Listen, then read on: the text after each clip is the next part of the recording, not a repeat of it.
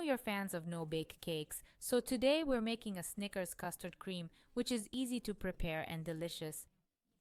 Be sure to note down this recipe for later. We begin by boiling milk with sugar, then mix the pudding in a smaller amount. When the milk in the pot boils, pour in the mixed pudding and let it all cook until the mixture becomes thick and starts to boil. Set the thick custard cream aside to cool. Whip the softened butter until it's fluffy using the exact amount. You'll find the ingredients listed in the video description. Then blend it together with the prepared pudding.